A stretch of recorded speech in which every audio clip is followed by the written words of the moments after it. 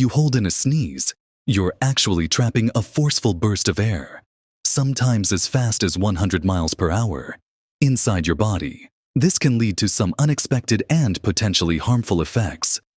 Holding back a sneeze can cause pressure to build up, risking a rupture in blood vessels, especially in delicate areas like your nasal passages or eyes, which can result in burst blood vessels or even damage to the eardrums. In extreme cases, suppressing a sneeze has even led to ruptured throats or cracked ribs.